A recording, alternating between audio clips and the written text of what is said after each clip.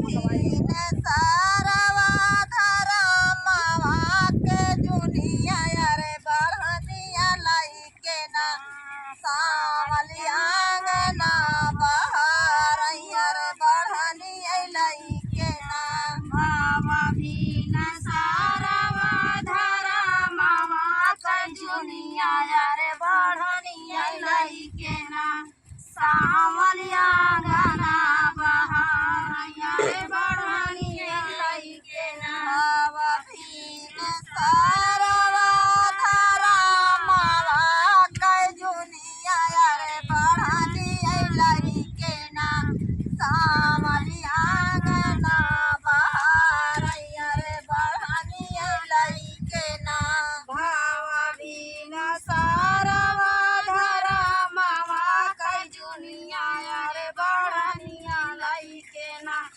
सावलिया अंगना बहरैया रे बढ़निया लइके ना बहारी बटोरी सावल घूरवा लगावैया रे घायल न लइके ना चाली कोनिया भरल कया रे घायल न लइके ना बहारी बटोरी सावल घूरवा लगावैया रे घायल लइके ना सावल पानी आई का गईलिया रे घायल लइके ना बहारी बटोरी सावल घूरवा लगावैया रे घायल न लइके ना चाली कुआन पानिया का घायल न लइके ना बहारी बटोरी सावल घूरवा लगावैया रे घायल लइके ना सावल पानिया का गईलिया रे घायल लइके ना सावल पानिया का गईलिया रे घायल लइके ना सावल पानिया का गईलिया रे घायल लइके ना साठी घायला जब भारती तब साठी घायला धारै कुआना जगतिया रे जोहार लागैना विदेशी जी कह रहिया ओइ जोहार लागैना साठी घायला जबरी के निधारती जगतिया अरे जोहार लागैना अरे जोहार लागैना ओ विदेशी जी कह रहिया अरे जोहार लागैना साठी घायला भाधार कुआना जगतिया रे जोहार लागैना ओइ विदेशी जी के रहिया रे जोहार लागैना साठी घायला जबरी जगतिया रे जोहार लागैना ओ विदेशी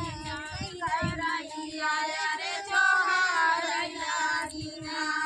ओइ विदेशी जी कह रहिया ओइ जोहार लागैना हो विदेशी कह रहिया रे जोहार लागैना घोड़वा चढ़ल आवै राजा एक पुतवा रे लागी जातुना रानी हमारे गोहनवा रे लागी जातुना घोड़वा चढ़ालया मैरा जाई कई पुतवा रे किला की जातुना सावल हमारे गोहनवा रे किला की जातुना जोहार लागैना ओइ विदेशी जी कह रहिया जोहार लागैना ओ विदेशी जी कह रहिया रे जोहार लागैना ओइ विदेशी जी के रहिया